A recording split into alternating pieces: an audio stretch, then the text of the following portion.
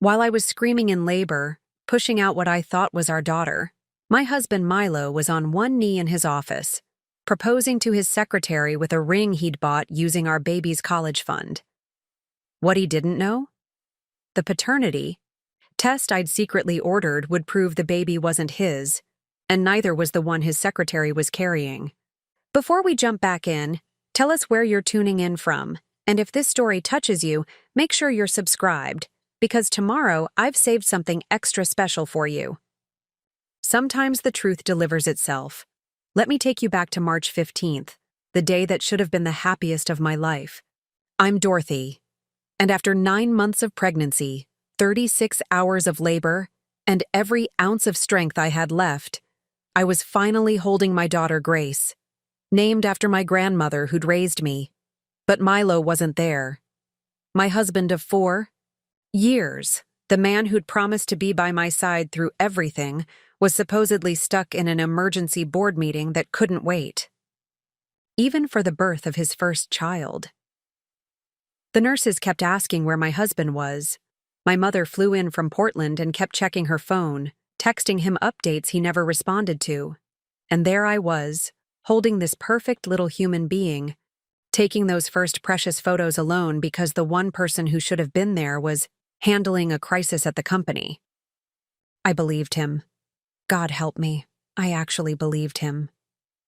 Milo worked as the chief operations officer at Pinnacle Marketing Solutions, a mid-sized advertising firm downtown. He'd been there for 6 years, working his way up from account manager to the C-suite.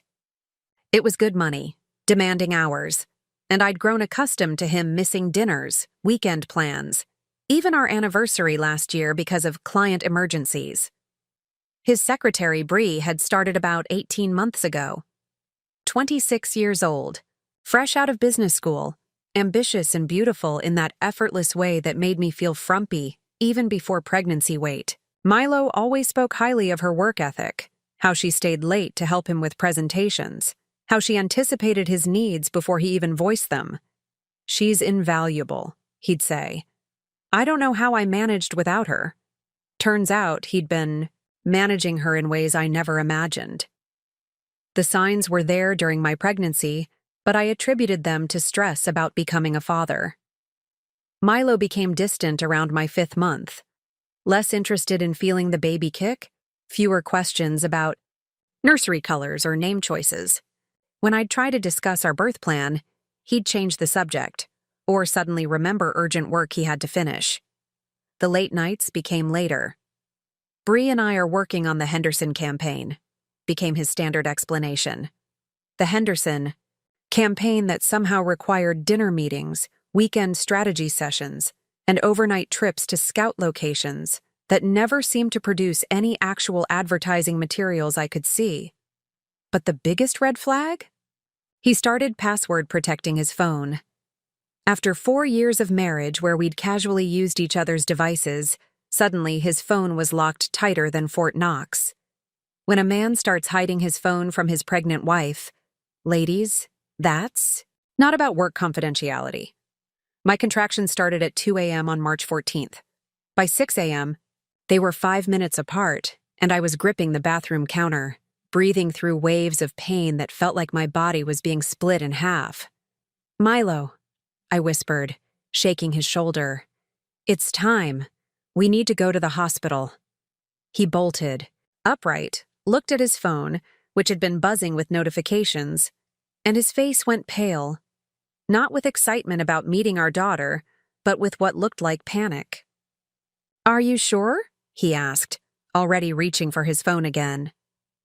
"Maybe it's false labor? First babies usually take forever, right?" My water broke 20 minutes later, soaking through the mattress, and he was still on his phone, typing frantically. When I asked who he was texting at 6:30 in the morning about our baby being born, he said, "Just letting work know I might not be in today. Might not be in." For the birth of his first child. We got to Riverside General Hospital at 7:15 a.m. By noon, I was in active labor, gripping the bed rails and begging for an epidural. Milo paced the room like a caged animal, checking his phone every 30 seconds. At 2 p.m., his phone rang. He glanced at the caller ID, and I swear I saw relief wash over his face. "I have to take this," he said, stepping into the hallway while I was in the middle of a contraction that felt like it was ripping me apart. He came back 10 minutes later with a face full of manufactured concern. "Dorothy, honey, there's a massive crisis at work. The Henderson campaign presentation is this afternoon, and if we don't nail it, we could lose the account. That's 12 jobs, including mine potentially." I was dilated to 8 centimeters, sweating through a hospital gown, about to bring his child into the world, and he was worried about a PowerPoint presentation. "I'll be back before the baby comes," he promised, kissing my forehead while I was mid-contraction. "Bree's handling most of it, but I need to be there for the client meeting. You understand, right?" Grace was born at 4:47 p.m.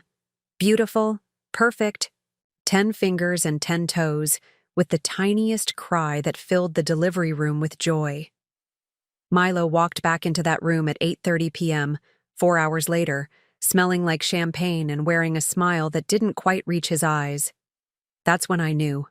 In that moment, holding our daughter while he made excuses about celebrating landing the Henderson account, I knew my marriage was built on lies. I just didn't know how deep those lies went. But I was about to find out. And when I did, the truth would shatter everything I thought I knew about my life, my marriage, and even my own daughter. The next few weeks would bring discoveries that would make Milo's absence during labor look like a minor betrayal. Evidence would surface that would reveal not just an affair, but a deception so elaborate and cruel that it would take months to unravel. Because while I was in that delivery room, fighting to bring new life into the world, Milo wasn't just missing the birth of his daughter. He was across town, creating an entirely different future with someone else, using money meant for our child, making promises he'd already broken to me, and living a double life that would soon collapse under the weight of scientific truth. The paternity test was supposed to be routine, just paperwork for our insurance. What it revealed would destroy 2 families and expose lies that went back further than I ever imagined. But I'm getting ahead of myself. First, let me tell you about the phone call that changed everything. The one that came exactly 3 weeks after Grace was born, when I was still healing from childbirth and Milo was working even later than before, because sometimes the most devastating truths come from the most unexpected sources. 3 weeks after Grace was born, I was finally starting to feel human again. The postpartum bleeding had stopped, my incision was healing, and I'd managed to establish something resembling a feeding schedule. Milo had taken exactly 2 days off after Grace's birth before diving back into work with renewed intensity, claiming, "The Henderson account success had opened doors to 3 new major clients." I was folding tiny pink onesies in the nursery when my phone rang. Unknown number, local area code. Normally I wouldn't answer, but something made me pick up. "Hello, is this Dorothy Martinez?" The voice was professional, female, slightly hesitant. "Yes, this is Dorothy. My name is Edith Walsh. I'm a pediatric nurse at Riverside General. I was working the day your daughter was born." My stomach clenched. Had something gone wrong with Grace's tests? Some delayed complication from her birth? Is everything okay? Is there a problem with my daughter? No. No, your daughter is fine. This is about something else entirely. "Mrs. Martinez, I need to ask you a strange question. Did your husband leave the hospital on March 15th during your labor?" The question hit me like ice water. "Yes, he did. There was an emergency at work. Why are you asking?" There was a long pause. "Mrs. Martinez, I think we need to meet in person. There's something you need to know about that day, and I can't discuss it over the phone." 2 hours later, I was sitting in a coffee shop downtown, Grace sleeping peacefully in her carrier, while Edith Walsh, a woman in her 50s with kind eyes and graying hair, stirred her latte nervously. "I've been debating whether to make this call for 3 weeks," she began.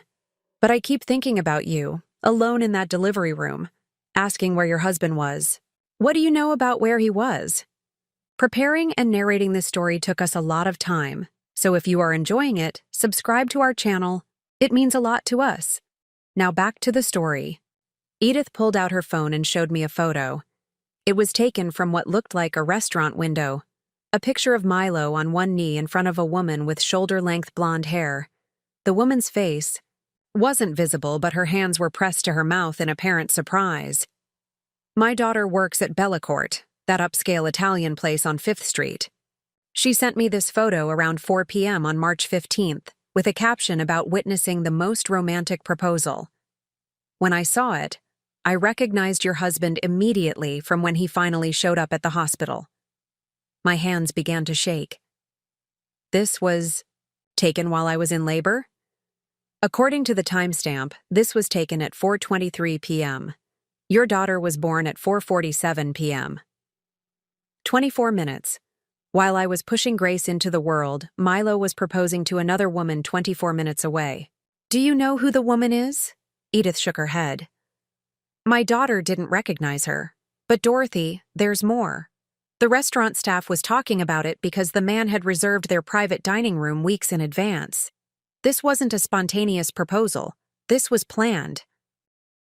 That night, after Milo came home late claiming he'd been putting out fires with the new accounts, I waited until he was in the shower before going through his wallet. My hands trembled as I searched through credit card receipts, business cards, and cash. There it was. Bellacourt Restaurant, March 15th, 4:15 p.m. $347.82. The charge was for private dining experience proposal package. I photographed the receipt with shaking hands, then carefully placed it back exactly where I'd found it. $700. On the day our daughter was born, Milo had spent $700 on a proposal dinner for another woman. But that wasn't the most damning part. At the bottom of the receipt, in the restaurant's elegant script, was a note. Congratulations. Ring pickup confirmed for 3:30 p.m. Ring pickup. He'd bought an engagement ring and picked it up 30 minutes before proposing to someone else while I was giving birth to what I believed was his child. I sat on our bathroom floor, Grace sleeping in the bassinet beside me, staring at that receipt until the numbers blurred through my tears. 4 years of marriage, 9 months of pregnancy, 36 hours of labor, and he'd been planning this betrayal for weeks. The next morning, while Milo was at work and Grace napped, I did something I'd never done in our 4 years of marriage. I logged into our joint bank account and started investigating our finances. What I found made my blood run cold. Over the past 3 months, my entire third trimester, there had been regular withdrawals and transfers I couldn't account for. $2,000 in February to Sterling Jewelers, $2,500 in January to something called Romantic Getaways, Inc., multiple charges to high-end restaurants on days when Milo claimed to be working late. But the most devastating discovery was a separate savings account I'd never seen before. An account titled M&B Future Fund with a balance of $23,000. Money that had been systematically transferred from our joint savings, the account we'd been building for Grace's college fund, for our future, for the life we were supposed to be building together. M&B, Milo and Bree? I downloaded every bank statement from the past year, printed them out, and spread them across our dining room table like pieces of a puzzle. The pattern was clear once I knew what to look for. The transfers had started small in October, $200 here, $500 there.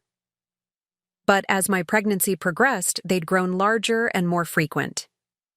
In my 9th month, while I was swollen and uncomfortable and preparing for our daughter's arrival, Milo had transferred $8,000 to the M&B account. Our daughter's college fund had been systematically pillaged to finance his new life with his secretary. That evening, Milo's phone rang during dinner. He glanced at it, declined the call, and placed it face down on the table. Work? I asked casually, feeding Grace her bottle. Yeah, probably Bree with questions about tomorrow's client presentation. She calls you at home a lot. She's new to handling major accounts, needs guidance. His phone buzzed with a text. Then another. Then another. Each buzz made him more visibly agitated. "Maybe you should answer it," I suggested. "Sounds urgent." "It can wait until morning." But 20 minutes later, when Grace started crying and I went to change her diaper, I heard him in the kitchen, speaking in low, urgent tones. "Can't talk right now?" "Yes, I know what day it is." "No, she doesn't suspect anything. I said I'd call you back." When I returned to the kitchen, he was washing dishes with unusual intensity. "Everything okay?" "Fine. Just work stress." But his hands were shaking as he dried the plates. That night, after he fell asleep, I did something that would have been unthinkable 3 weeks earlier. I carefully lifted his phone from the nightstand and tried to unlock it. The passcode had been changed. Again. This was the 3rd time since Grace was born. But muscle memory betrayed him. As I watched him unlock it the next morning, I caught the pattern. 0315, March 15th. The day Grace was born. The day he proposed to someone else. I memorized those numbers and waited for my opportunity. 2 days later, that opportunity came. Milo was in the shower, and his phone was charging on the kitchen counter when it lit up with an incoming text. The preview was enough to stop my heart. "Bree, can't wait to see you tonight. 3 weeks feels like forever. Still can't believe you're going to be a daddy." A daddy. Bree was pregnant. And from the tone of the message, Milo was the father. I quickly entered his passcode and opened their text thread. What I found there would haunt me for months. Messages going back 8 months. Love declarations. Photos I couldn't bear to look at. Plans for their future together. And scattered throughout, references to "when Dorothy finally finds out" and "after the divorce is final." But the most devastating message was from March 15th, sent at 5:12 p.m., 25 minutes after Grace was born. Milo. "She had the baby. It's done. I'm free now. Can't wait to start our real family together." Bree. "I love you so much. Our baby is going to have the most amazing daddy." Milo. "February can't come soon enough. Our son will never know what almost happened." February. Bree was due in February, which meant she'd gotten pregnant in May, the same month I had conceived. Grace. My husband hadn't just been cheating on me throughout my pregnancy. He'd been living a completely double life, planning a future with his pregnant secretary while I carried what I believed was his first child. The shower was still running. Grace was sleeping peacefully in her bouncer, and I was sitting in my kitchen, holding the phone that contained evidence of the most elaborate betrayal I could have imagined. But as devastating as these discoveries were, they were nothing compared to what I would learn when I decided to dig deeper into exactly when these relationships had started, and whether the man I'd married had ever been faithful to me at all.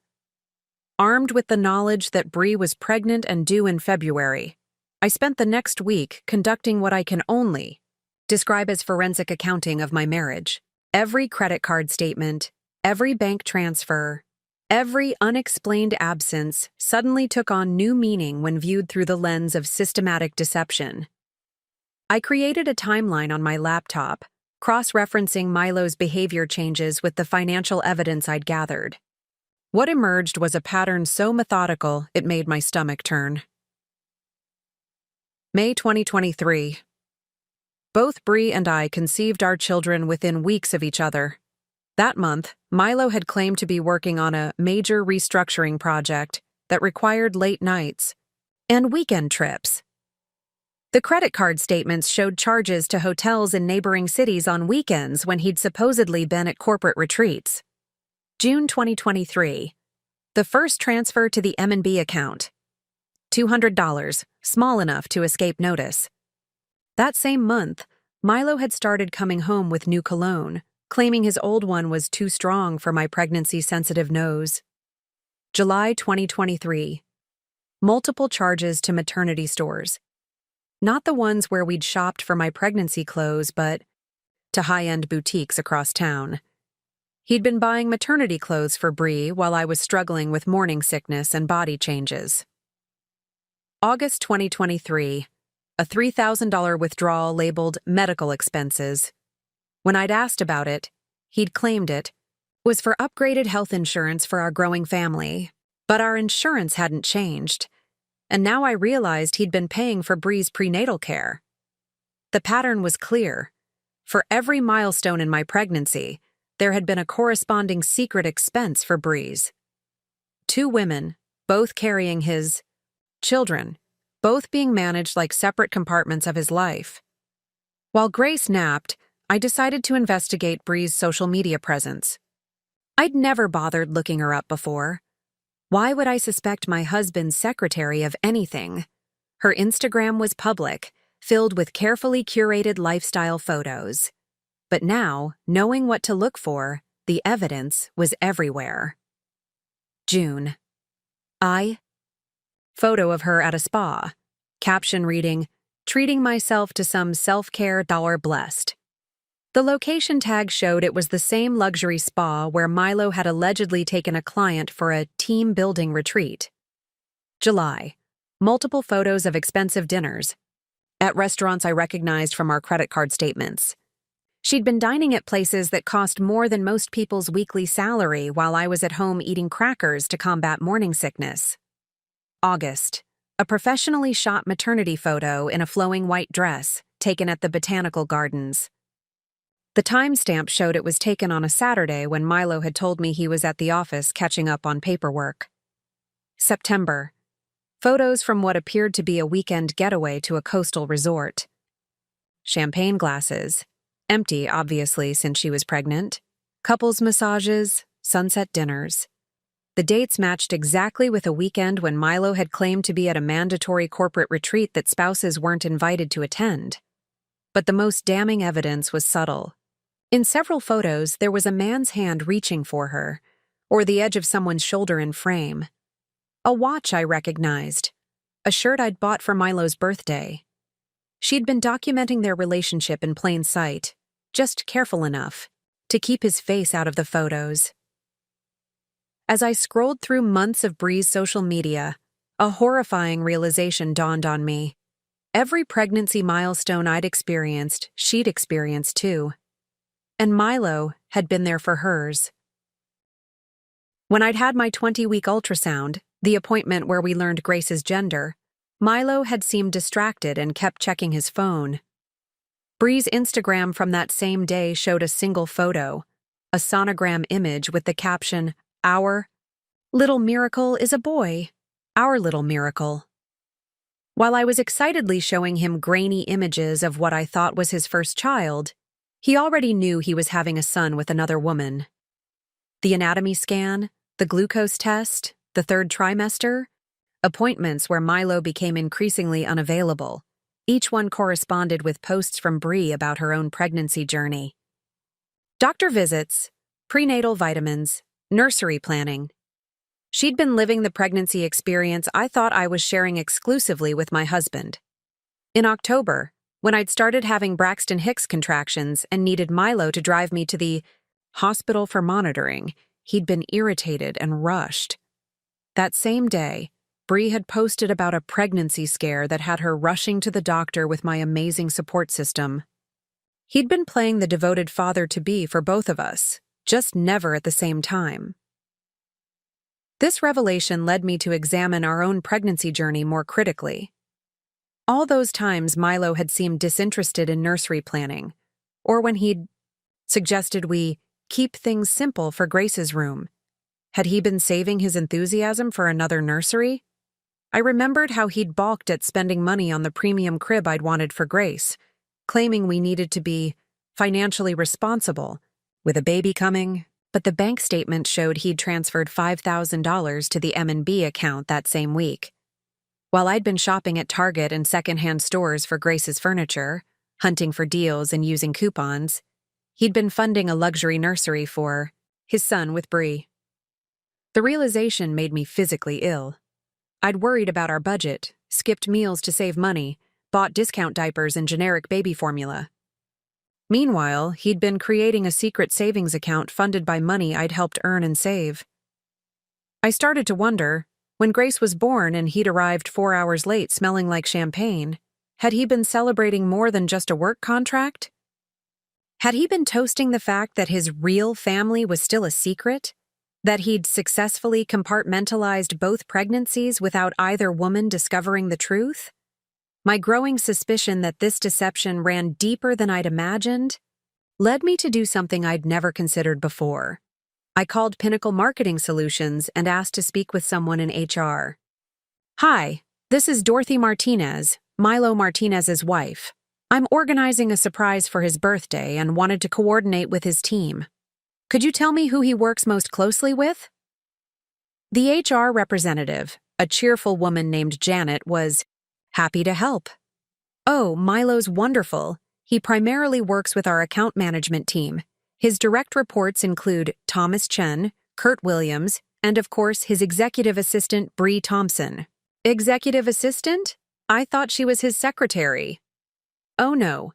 Bree was promoted to executive assistant last spring.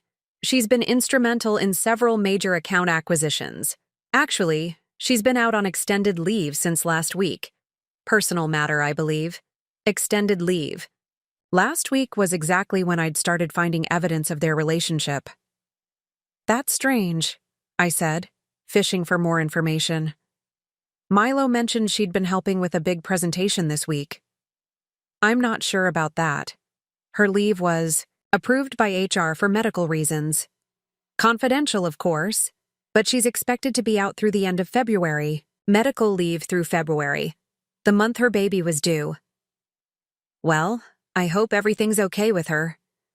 "Oh, I'm sure it will be. She's such a lovely girl. Did you know she's expecting? Such exciting news for her and her partner." Partner, not husband, which meant she was unmarried and pregnant with my husband's child. After I hung up, I sat in my living room holding Grace, trying to process what I'd learned. Bree wasn't just Milo's secretary having an affair. She'd been promoted to a position that gave her more access to him, more reasons to work late, more justification for travel and after-hours meetings. And now she was on medical leave, preparing to have his baby while I struggled with postpartum recovery and the demands of a newborn. The scope of their deception was staggering. This wasn't a casual affair that had gotten out of hand. This was a carefully orchestrated double life, planned, and executed with the precision of a military operation. But as devastating as these discoveries were, I was about to learn that the situation was even more complicated than I'd imagined. Because when I decided to dig deeper into the timeline of their relationship, I would uncover evidence that would make me question everything I thought I knew about Grace's conception, and whether the baby I was holding was even Milo's daughter at all. While organizing photos of Grace's first month for a digital album, I stumbled upon something that changed everything. Our shared iCloud account, something I'd set up years ago for convenience, had been automatically backing up photos from both our phones. I'd never bothered to look at Milo's camera roll before. Why would I? But now, desperate for answers, I scrolled through months of his photos, looking for evidence of the double life I was beginning to understand. What I found was worse than anything I could have imagined. Hundreds of photos spanning back over a year. Pictures of Bree at restaurants, on weekend trips, in intimate moments I couldn't bear to study closely. But it was the metadata that told the real story. Dates, times, and locations that created an undeniable timeline of deception. May 2023. The same weekend I'd told Milo I was pregnant, there were photos of him and Bree at a romantic bed and breakfast 3 hours away. They were both wearing wedding rings. Not our wedding rings. Different ones. Gold bands that suggested they were playing house, pretending to be married. June 2023. Photos from what appeared to be a doctor's appointment. Bree in a medical gown, Milo holding her hand, both smiling at a sonogram image. The timestamp showed it was taken during the workday when he'd texted me that he was in back-to-back meetings and couldn't talk. July 2023. A series of photos from a furniture store. Bree pointing at cribs, Milo carrying shopping bags, both of them in the baby section, of what looked like an expensive boutique. The date was one day after he'd told me we couldn't afford the premium crib I wanted for our nursery. But the most devastating photos were from August. Pictures of Bree's growing belly being lovingly caressed by hands I recognized as my husband's. Professional maternity photos where he was the clearly intended subject, just cropped out of frame. While I'd been begging him to come to my own doctor's appointments, he'd been playing devoted father-to-be for another woman. The photo evidence led me to investigate other digital footprints. Milo had always been careless about logging out of shared devices, and our home computer still had his email accounts saved. What I found in his deleted folder made me realize the affair was just the beginning of his deception. Emails between Milo and someone named Thomas Walker, who appeared to be a divorce attorney, dating back to April 2023, before either pregnancy was announced. Mr. Martinez, as we discussed, establishing separate assets before filing will strengthen your position significantly. The business account transfers you've initiated are a good start. Business account transfers. The M&B fund wasn't just about building a future with Bree. It was about hiding assets from me in preparation for divorce. Another email from May 2023. Regarding timeline concerns. If pregnancy complicates filing, we can delay until after birth. Court sympathy for new mothers could affect settlement negotiations. He'd been planning to divorce me since before I even knew I was pregnant. Grace's conception hadn't been the happy surprise I'd thought. It had been an inconvenient complication to his exit strategy. But the most chilling email was from July. Thomas, Bree is concerned about Dorothy finding out before we're ready. Is there any legal advantage to waiting until after both babies are born? We want to ensure paternity testing can proceed without complications. Both babies. Paternity testing. He'd been planning DNA tests for both children before either of us had given birth. Digging deeper into his email, I found correspondence with banks I'd never heard of. Account openings, investment portfolios, even applications for credit cards in his name only. Milo hadn't just been planning to leave me, he'd been systematically hiding our marital assets for over a year. The most damaging evidence was a series of emails with a financial advisor discussing asset protection strategies for high conflict, divorce proceedings. The advisor had recommended creating multiple accounts, transferring funds gradually to avoid detection, and ensuring that community property complications were minimized. Community property complications. That's what I was to him, a legal obstacle to his future happiness. One email from September made my blood run cold. Mr. Martinez, I've reviewed your wife's employment history and earning potential. Given her limited career advancement and upcoming maternity leave, spousal support obligations should be minimal. The key is demonstrating her ability to be self-sufficient post-divorce. They'd been strategizing how to leave me with as little as possible. While I'd been preparing for motherhood, excited about our growing family, Milo had been calculating how to abandon me with the least financial impact on his new life. As I delved deeper into his digital trail, I discovered that the deception extended beyond just hiding money and conducting an affair. Milo had been actively manipulating my social connections to isolate me. Emails to my boss at the marketing firm where I worked, ostensibly supportive but subtly undermining. Dorothy's been having a difficult pregnancy. She may need extended time off after the baby comes. I want to ensure she doesn't feel pressured to return before she's ready. My boss had mentioned that Milo had been so thoughtful about my needs, but now I realized he'd been setting up my job to be less secure when he abandoned me. Messages to mutual friends, positioning himself as the concerned husband dealing with my pregnancy hormones and emotional instability. He'd been laying groundwork for people to see our eventual divorce as inevitable, with me as the unstable party. Most disturbing were emails with his lawyer about documenting instances of emotional volatility and keeping records of my pregnancy-related mood swings. He'd been building a case to paint me as an unfit mother, should custody of Grace become an issue. But the discovery that shattered my world completely was buried in his Google search history, which I accessed through our shared family account. Searches. Spanning back to April 2023. How long after vasectomy until sterile? Vasectomy reversal success rates. Can pregnancy occur immediately after vasectomy reversal? Vasectomy. Milo had gotten a vasectomy. More searches from May. Timeline for fertility after vasectomy reversal. Sperm count testing post-reversal.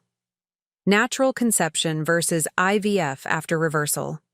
I sat staring at the computer screen, Grace sleeping peacefully, in my arms, as the implications crashed over me like a tidal wave. If Milo had gotten a vasectomy, and if Grace was conceived in May, then either the reversal had failed, or Grace wasn't his daughter. I scrolled frantically through more search results. Paternity testing accuracy. Non-invasive prenatal paternity. Tests. Legal requirements for paternity testing in custody cases. He'd been researching paternity tests before Grace was even born. He'd been planning to prove she wasn't his child. But if Grace wasn't Milo's daughter, then who was her father? I tried to remember May 2023, the timeline of our conception. There had been the company retreat where I'd met Thomas Chen, from accounting, who'd been at the company retreat where spouses were invited. The same Thomas who'd been friendly, charming, and had walked me back to my room when I'd had too much wine at the company dinner. The same Thomas whose name appeared in Milo's work emails as someone who knew about the Dorothy situation and would be discreet about timing. My heart raced as I realized the scope of what I was uncovering. This wasn't just about Milo cheating with his secretary. This was about a conspiracy that went deeper than I'd imagined, involving people I'd trusted, situations I'd completely misunderstood. Grace stirred in my arms, her tiny fingers grasping at air, and I realized that everything I thought I knew about her conception, about my marriage, about the past year of my life, had been carefully orchestrated lies. And I was about to discover that the paternity test I'd assumed would prove Grace was Milo's daughter would actually expose a web of deception so complex that it would destroy not just my marriage, but multiple families and careers. The truth was about to set me free, but first, it was going to devastate everything I'd believed about my life. I was feeding Grace her morning bottle, my mind still reeling from the discovery of Milo's vasectomy. Research when my phone rang. Dr. Patricia Hernandez's office, Grace's pediatrician. Mrs. Martinez? This is Linda from Dr. Hernandez's office. We need to schedule Grace for some additional blood work. There were some irregularities in her newborn screening that require follow-up. My stomach dropped. What kind of irregularities? Is she sick? Nothing immediately concerning, but Dr. Hernandez wants to run a more comprehensive metabolic panel. It's standard procedure when certain markers are atypical. Can you come in this afternoon? 3 hours later, I sat in the sterile pediatric office while a technician drew blood from Grace's tiny arm. Dr. Hernandez, a woman I'd come to trust implicitly during my pregnancy, sat across from me with Grace's chart. Dorothy, I need to ask you some questions about family medical history. Grace's blood work shows some genetic markers that don't align with what we'd typically expect. What do you mean? Has your husband ever been tested for metabolic disorders? Specifically, does his family have any history of Mediterranean genetic conditions? I stared at her blankly. Mediterranean? Milo's family is Irish and German. His grandfather immigrated from Dublin. Dr. Hernandez frowned, making notes. That's unusual. Grace is showing markers consistent with Mediterranean ancestry, specifically, traits we see in families of Greek or Southern Italian descent. The room seemed to tilt.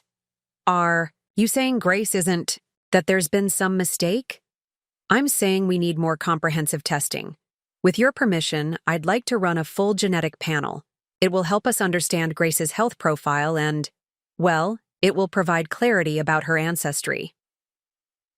The following week, I met with Sarah Kim, a genetic counselor Dr. Hernandez had recommended. She explained the results in clinical terms that somehow made them more devastating. Mrs. Martinez, Grace's genetic profile shows clear Mediterranean markers that are inconsistent with the Irish-German ancestry you've provided for your husband. However, they're completely consistent with your reported ancestry. I don't understand. Your family background includes Greek heritage on your mother's side, correct? Grace has inherited strong Mediterranean genetic markers that had to come from her father's side as well. Sarah pulled out a chart showing genetic inheritance patterns. When both parents carry certain Mediterranean genes, their children express these traits more prominently. Grace's profile suggests her father has significant Greek or Southern Italian ancestry. My voice came out as a whisper. So Milo can't be her father. Based on these genetic markers alone, it's highly unlikely. But Mrs. Martinez, there's something else. Have you ever heard of chimerism? I shook my head. It's a rare condition where someone carries two distinct sets of DNA. Given the unusual nature of Grace's genetic profile, we'd recommend a definitive paternity test using multiple DNA samples to rule out any genetic anomalies. She handed me a requisition form. This test will require DNA samples from you, Grace, and the presumed father. It's the most comprehensive paternity analysis available. That night, I sat in Grace's nursery, staring at her sleeping face and trying to piece together the timeline of her conception. If Milo had gotten a vasectomy, and if Grace's genetic markers pointed to Mediterranean ancestry, then I needed to remember every detail of May 2023, the company retreat. 3 days at a lakeside resort where Pinnacle Marketing had taken their top performers and their families. Milo had been distracted the entire weekend, constantly on his phone, claiming urgent client issues that couldn't wait. I remembered feeling lonely, out of place among the other corporate wives who seemed more polished, more confident. I'd spent most of Saturday at the bar, nursing wine and feeling sorry for myself while Milo networked with potential clients. That's when Thomas Chen had found me. Thomas Chen. Accounting supervisor, recently divorced, charming in a quiet way that was completely different from Milo's aggressive confidence. He'd sat beside me at the bar, bought me drinks, listened to me complain about feeling invisible in my own marriage. Your husband's an idiot if he's not paying attention to you, he'd said, and I'd felt beautiful for the first time in months. We'd talked for hours. About his recent divorce, about my growing suspicion that Milo was pulling away from me, about feeling lonely in relationships that should have fulfilled us. The wine had made everything feel more significant, more connected. When he'd walked me back to my room, I'd been drunker than I'd realized. Milo wasn't there. Another emergency call had sent him to his car to handle business. Thomas had helped me with my key card, made sure I got inside safely. And then, the memory came back in fragments, pieces I'd buried under months of guilt and rationalization. Thomas helping me sit down because I was unsteady, bringing me water from the bathroom, sitting on the edge of the bed to make sure I was okay. I'd been crying about Milo's emotional distance, about feeling unwanted and undesirable. Thomas had been comforting, reassuring, telling me I deserved better. The kiss had happened so gradually I could barely remember who initiated it. But I remembered his hands in my hair, the gentle way he'd touched me, so different from Milo's mechanical, perfunctory intimacy. I remembered waking up the next morning alone, Thomas gone, with only fragments of memory and a crushing hangover. I'd told myself nothing had really happened, that it was just a kiss, just comfort from a lonely man to a lonely woman. But now, staring at Grace's olive-toned skin, her dark hair that was nothing like mine or Milo's, I realized how much I'd suppressed. The missing hours, the way Thomas had avoided me for the rest of the retreat, the guilt that had eaten at me, for weeks afterward. 3 weeks later, I'd discovered I was pregnant. I'd assumed it was Milo's, despite our infrequent and passionless intimacy.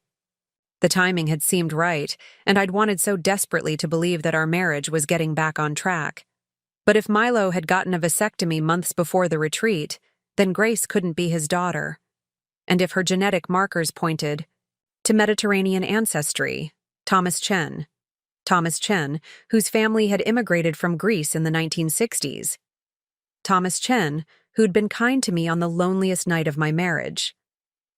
Thomas Chen, who was now apparently part of Milo's conspiracy to cover up the truth about Grace's paternity.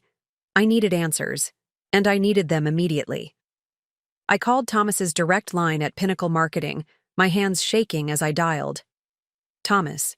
Chen speaking. Thomas, this is Dorothy Martinez, Milo's wife. I need to talk to you. There was a long pause. Dorothy. Hi. Is everything okay? I think you know why I'm calling. Another pause, longer this time. Maybe we should talk in person. This isn't a conversation for the phone. Did you know about Grace? Dorothy, please. Not over the phone. Can you meet me somewhere private? There are things you need to know about what Milo's been planning. What he's been planning? Thomas? Is Grace your daughter? The silence that followed was answer enough. Oh, God, I whispered. Dorothy, listen to me carefully. Milo knows. He's known since before Grace was born. And what he's planning? It's worse than you think. Can you meet me at Riverside Park in an hour? The pavilion by the lake. Come alone, and don't tell Milo. You're meeting me. Why? What's going to happen? Because Milo's not just planning to leave you. He's planning to destroy you. And he's been using Grace's paternity as leverage to do it. The line went dead, leaving me sitting in my kitchen, holding my phone and staring at the baby who'd just become the center of a conspiracy I was only beginning to understand. Grace cooed softly from her bouncer, completely unaware that her existence had become the focal point of a battle I hadn't even known was being fought. A battle where the stakes were her future, my freedom, and the truth about a night that would change everything. I had 1 hour to decide whether to trust the man who might be Grace's real father, or to continue living in the web of lies my husband had been weaving around all of us. But first, I had to accept that my marriage, my motherhood, and my understanding of my own life had all been built on deceptions so deep that uncovering them might destroy everything I had left. Riverside Park was nearly empty at 2 p.m. on a Tuesday. Just a few joggers and dog walkers enjoying the crisp autumn afternoon. I found Thomas sitting on a bench near the lake pavilion, staring out at the water with the kind of stillness that comes from carrying heavy secrets. He looked older than I remembered from the company retreat 6 months ago. Stress lines around his eyes, a weariness that hadn't been there when he'd comforted me that night. When he saw me approaching with Grace in her stroller, his face crumpled with an emotion I couldn't identify. She's beautiful, he said softly, not quite meeting my eyes. She has your nose. Thomas, I need you to tell me everything, from the beginning. He was quiet for a long moment, then began speaking in the measured tone of someone who'd rehearsed this conversation many times. The affair between Milo and Bree started 18 months ago, not 6 months like you think. I know because I'm the one who discovered it. It was October 2022. I was working late finishing quarterly reports when I heard voices in Milo's office. I went to ask him a question about budget allocations and found them. Together. Bree was supposed to have left hours earlier. Thomas rubbed his temples, the memory clearly painful. I should have reported it immediately. Office relationships, especially between executives and subordinates, violate company policy. But Milo saw me before I could leave. What did he do? He followed me to my office and offered me a promotion. Senior accounting supervisor, $20,000 raise, my own team. All I had to do was keep quiet about what I'd seen. Thomas's voice became bitter. I'd been divorced for 6 months, paying alimony and child support, struggling to make ends meet. The promotion would change everything for me and my kids, so I took the deal. But it didn't end there. No. Over the next few months, Milo started involving me in what he called financial planning, moving money around, setting up accounts, creating paper trails that would benefit him in a divorce. He told me you were emotionally unstable, that the marriage was failing, that he needed to protect his assets. I felt sick. You helped him steal from me. I thought I was helping him prepare for an inevitable divorce. He painted you as someone who was already planning to take him for everything.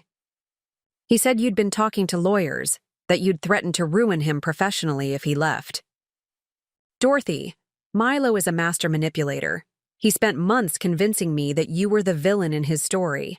He showed me texts that he claimed were from you, threatening him. He said you'd been having affairs, that you were unstable and vindictive. Those texts were fake. I know that now. But at the time, combined with the financial pressure I was under and the promotion he'd given me, I believed him. I became his accomplice without realizing I was helping him systematically abuse you. Thomas turned to face me directly for the first time. The company retreat in May wasn't random, Dorothy. Milo planned it specifically to create a situation where you'd be vulnerable. My blood ran cold. What do you mean? He knew about your drinking habits when you're stressed. He knew you'd been feeling neglected and lonely. He arranged for me to be there, made sure I'd be at the bar when you were, even suggested I keep you company while he handled urgent business calls. He set us up. He orchestrated the entire evening, the emergency calls that kept him away, the drinks that kept coming, even suggesting I walk you back to your room. He wanted something to happen between us. The manipulation was so calculated, so cruel, that I could barely process it. Why? Why would he want his wife to cheat? Because he needed ammunition for the divorce. He needed you to be the unfaithful spouse, the one who destroyed the marriage. It would give him leverage in custody proceedings and asset division. Thomas, what really happened that night? I remember fragments, but he was quiet for a long time, watching Grace sleep peacefully in her stroller. You were drunker than I realized. When we got to your room, you were crying about Milo, about feeling invisible and unwanted. I was trying to comfort you, and yes, we kissed. But Dorothy, you passed out almost immediately after. I don't remember. You were unconscious. Nothing else happened. I made sure you were safe, left you some water and aspirin, and went back to my own room. I thought that was the end of it. Relief and confusion flooded through me simultaneously. But then, how is Grace? That's what I've been trying to figure out for months. When you announced your pregnancy, I assumed it was Milo's. The timing seemed right, and I knew nothing had really happened between us. But then Milo started making comments. What kind of comments? Jokes about Grace not looking like him. Questions about whether you'd been honest about the retreat. He started suggesting that maybe the baby wasn't his, but in a way that seemed like he was worried, not like he already knew. It wasn't until last month that I realized what had really happened. Milo came to me with a proposal. He said he needed my help with one final phase of his divorce preparation. Thomas pulled out his phone and showed me a series of text messages. He wanted me to claim that we'd had an affair, to sign an affidavit stating that Grace was my daughter, that I'd been having a relationship with you throughout your marriage. I stared at the messages, each one more damning than the last. Milo's requests for Thomas to come clean about their affair, to do the right thing, and acknowledge Grace as his daughter. He offered me $50,000 to sign a statement claiming Grace was mine. He said it would help him get full custody of his real child with Bree, and that you'd be so humiliated by the public exposure that you'd agree to a quiet divorce with minimal demands. But Grace actually is yours. That's what I don't understand. How can she be mine if If you were unconscious, the pieces of the puzzle began clicking into place in my mind, each realization more horrifying than the last. Thomas, what if we didn't sleep together, but Milo wanted everyone to think we did? What if he needed Grace to be yours for his plan? To work? I don't follow. What if Milo arranged for Grace to be your daughter without either of us knowing it? What if the night at the retreat was about more than just creating the appearance of an affair? Thomas stared at me, comprehension dawning slowly. You're saying I'm saying that Milo is capable of anything to get what he wants. And what he wanted was a way to destroy me completely while appearing to be the victim. As we sat in the growing afternoon shadows, Grace stirring in her stroller between us, I realized that the conspiracy I'd uncovered was even more sinister than I'd imagined. And the man I'd married was capable of violations so profound that they challenged everything I thought I knew about human decency. The truth about Grace's conception was still hidden, but the evidence was pointing towards something so dark that part of me hoped I'd never fully understand what had been done to me that night at the retreat. Thomas, I need to ask you something, and I need you to be completely honest with me. Have you ever had any medical procedures done?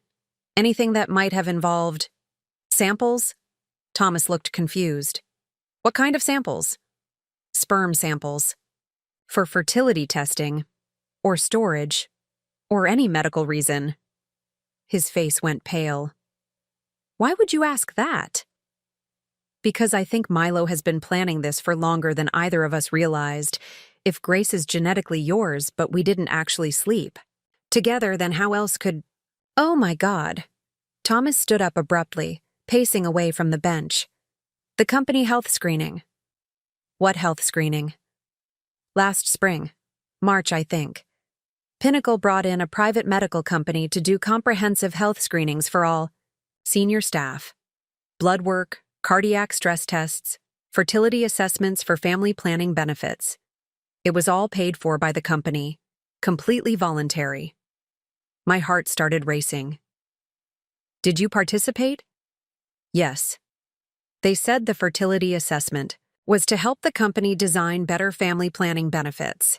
They needed baseline data about employee fertility health. It seemed legitimate, and the results were supposed to be completely confidential. Who organized the screening? HR coordinated it, but Milo was the one who recommended the medical company. He said they were the best in the region, that he'd researched them personally. The implications hit us both simultaneously. Thomas sat back down heavily, his head in his hands. You think he used my sample to artificially inseminate you? I think Milo has been planning to destroy me for over a year, and he needed a way to make sure Grace wasn't his biological daughter, while also having a way to prove you were the father. The retreat gave him the opportunity and the cover story. Thomas was shaking. But how? When? You would have known if someone had artificially inseminated you. Not if I was unconscious. Not if it was done by someone who had medical knowledge and access to the right equipment. Milo doesn't have medical training. No, but Bree does. Her resume said she had a background in medical administration before she came to Pinnacle. And they've been planning this together for 18 months. The scope of the violation was so immense that we both sat in stunned silence. Grace continued, sleeping peacefully, unaware that her very existence was the result of a calculated crime. Thomas, the money you helped Milo move around, where did it all go? Most of it went into the M&B account like you discovered. But there were other transfers too. Payments to medical facilities, legal fees, something called genetic consulting, services. Genetic consulting? I never questioned it. He said it was for family planning with Bree, making sure their future children would be healthy. But now we know he was planning genetic fraud on multiple levels. Thomas pulled out his phone and scrolled through his notes. There were payments to a fertility clinic called Advanced Reproductive Solutions, $15,000 over 3 months. And payments to a company called DNA Dynamics, $8,000 for what he called family genetic profiling. He was paying to have genetic evidence planted that would support his story. He wanted to be able to prove Grace was yours, prove that I'd been unfaithful, and use that to destroy me in divorce proceedings. But Dorothy, there's something else. Something I didn't understand until now. Thomas showed me more financial records on his phone. These payments to lawyers weren't just for divorce preparation. Some of them were to criminal defense attorneys. Criminal defense? Look at the dates. These payments started in February, a month before Grace was born. Milo wasn't just planning a divorce. He was planning to have you arrested. Arrested for what? Think about it. If Grace is genetically mine, and if everyone believes we had an affair, then from the outside it looks like you committed adultery, possibly extorted money from him, and were planning to pass off another man's child as his. But none of that is true. It doesn't matter what's true. It matters what he can prove. With the right evidence, the right testimony, the right financial trail, he could have made a case that you were the one running a long-term deception. The criminal attorney payments made horrifying sense. He was going to have me charged with fraud, claim that I'd been stealing from our joint accounts to pay for my affair, that I'd deliberately deceived him about Grace's paternity. And with me as his star witness testifying that we'd had an ongoing relationship and that Grace was mine, you'd have no defense. Except you're not going to testify to that. Thomas was quiet for a moment. Dorothy, there's something else you need to. No, Milo didn't just ask me to lie about our relationship. He has evidence that he claims proves we had an affair. What evidence?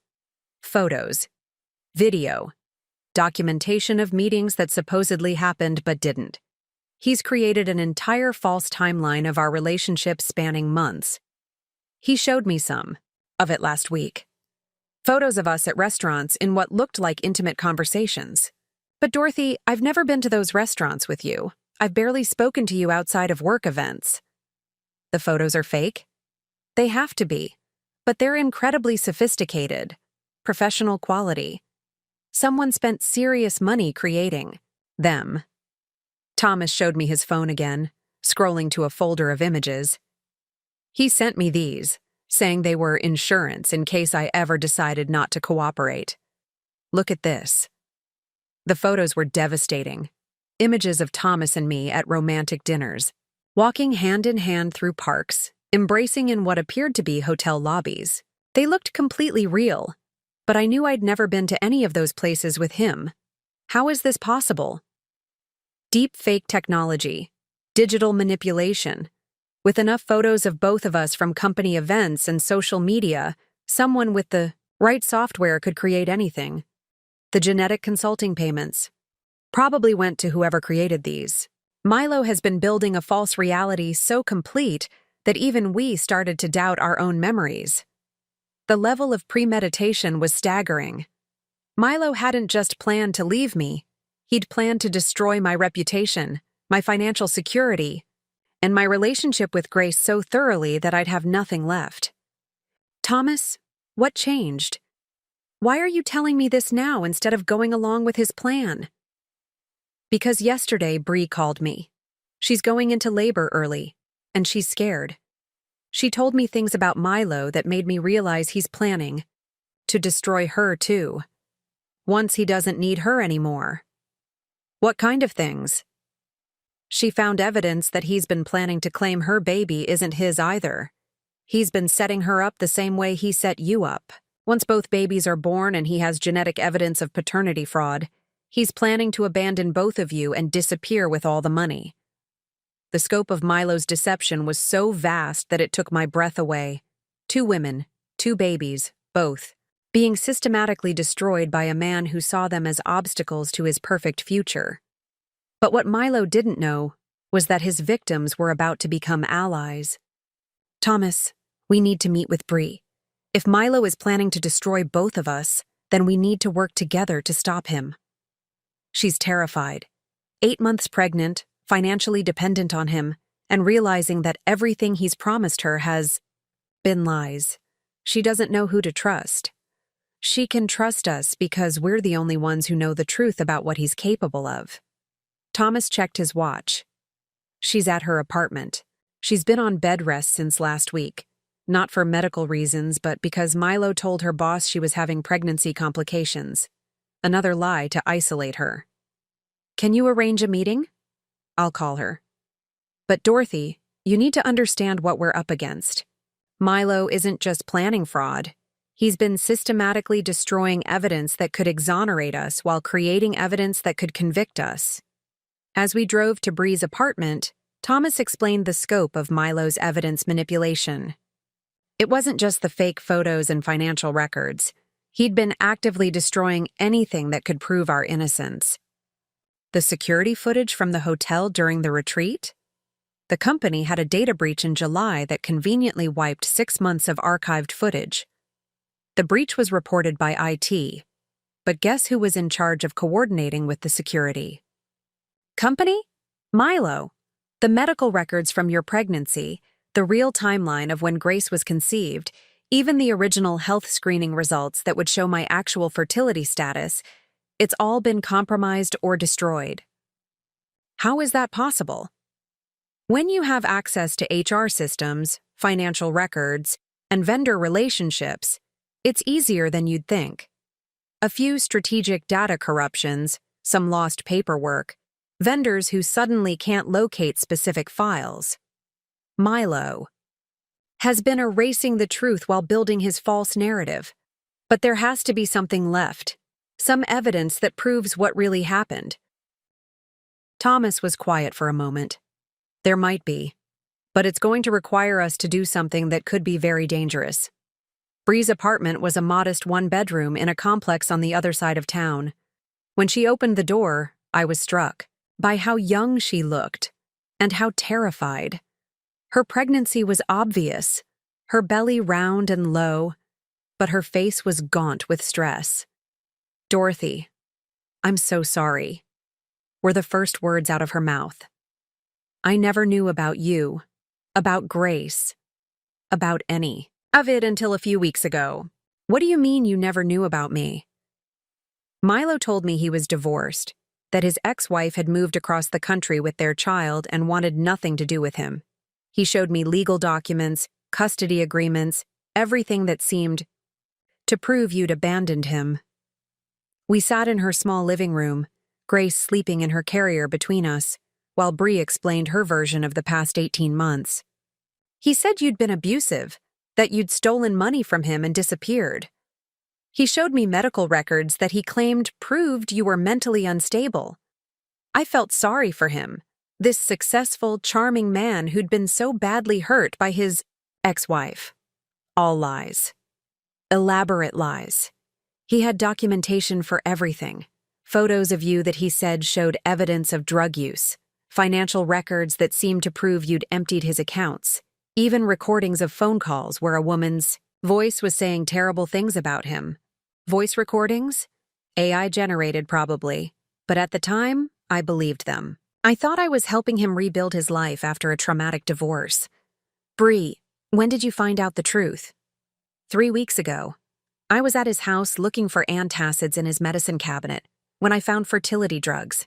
Not the kind men take, the kind women take for artificial insemination. My blood ran cold. What kind of drugs? Ovulation stimulants, progesterone supplements, the whole protocol for assisted reproduction. When I asked him about them, he said they were left over from his ex-wife's fertility treatments, but the prescription dates were recent. How recent? Some from last month, others from around the time Grace would have been conceived. Thomas and I exchanged glances. Bree, did Milo ever suggest you needed fertility assistance? Any medical procedures? He insisted on it, said his family had a history of fertility issues, and he wanted to make sure we could have healthy children. I went to a clinic he recommended. Had comprehensive testing done. Advanced reproductive solutions? Yes. How did you know? Because Thomas went through the same process. Milo has been collecting genetic material from both of you. Bree's hand went to her stomach protectively. What are you saying? I'm saying that neither of our pregnancies happened the way we think they did. Milo has been manipulating our reproductive choices to serve his agenda. There's more, Bree said quietly. Last week, I called the clinic to ask about my test results. The receptionist told me that my account showed multiple procedures I never consented to. Egg retrievals, genetic screenings, something called selective fertilization, protocols. They took your eggs without your knowledge? During what I thought were routine fertility assessments. I was sedated for what they said was a comprehensive internal examination. But according to my medical records, they harvested multiple eggs and created embryos using genetic material from someone else. The implications were staggering. Milo has been creating designer babies, using your eggs, Thomas's sperm, and artificial implantation to control every aspect of our children's genetics. But why? Why go to such elaborate lengths? Thomas spoke up. Because he needed children who were genetically traceable to specific fathers, but born to women who could be discredited as unfit mothers. It gives him the ultimate leverage in custody battles and financial settlements. He's been playing God with our biology to serve his legal strategy. Bree was crying now, her hands shaking as she tried to process the scope of the violation. What about our babies? What does this mean for Grace and my son? It means they're both victims of the same crime, and it means we have evidence that could destroy Milo's entire plan. What evidence? The clinic records. If we can prove that Milo coordinated unauthorized medical procedures, that he stole genetic material and manipulated our pregnancies without consent, then everything he's built falls apart. Thomas leaned forward. But getting that evidence is going to require us to break into the clinic's computer system. And if we're caught, Milo will have everything he needs to destroy us completely.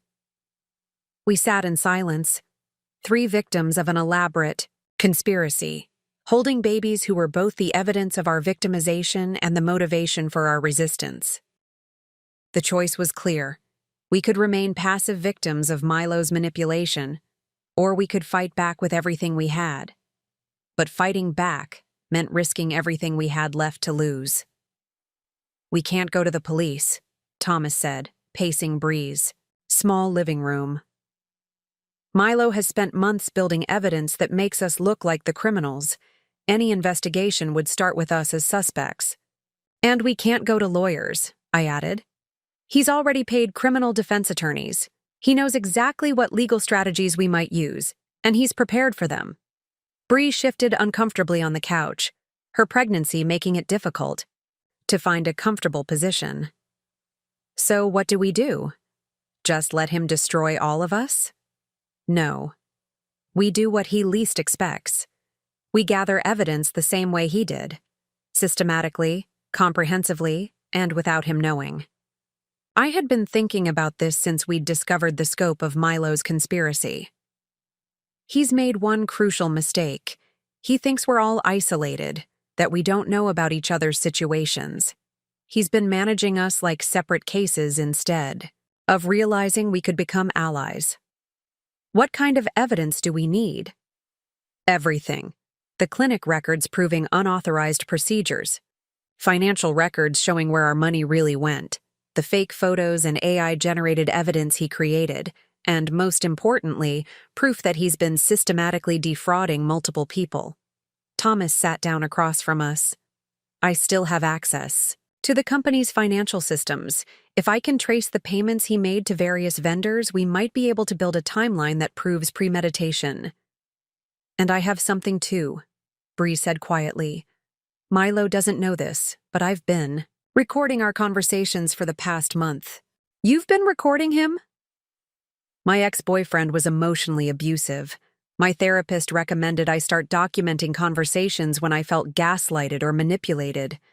When Milo started saying things that contradicted what he'd told me before, I started recording everything. Bree pulled out her phone and scrolled through voice memo files. I have him admitting to falsifying medical records. I have him talking about phase 2 of his plan, which involves having both of you declared unfit mothers. And I have him discussing something called the final extraction. Final extraction? his plan to disappear with all the hidden money once the legal proceedings are complete. He's been planning to abandon both babies and start fresh somewhere else with a new identity. The recordings were devastating. In Milo's own voice, we heard him describe us as complications to be managed and our children as leverage points in the asset distribution strategy. But the most damning recording was from just 2 days ago. He called me panicking about something. Listen to this. Milo's voice came through the phone speaker, agitated and angry. The DNA results came back exactly as planned, but Dorothy's been asking too many questions. She knows about the bank accounts, and she's been talking to people at the clinic. "What does that mean?" came Bree's voice on the recording. "It means we might need to accelerate the timeline. If she figures out what we did at the retreat, everything falls apart." "What we did?" "Milo, you said nothing happened between her and Thomas." "Nothing did happen, but that doesn't matter anymore. What matters is making sure she can't prove it." "There's more," Bree continued. "I called the clinic yesterday pretending to need my medical records for a new doctor.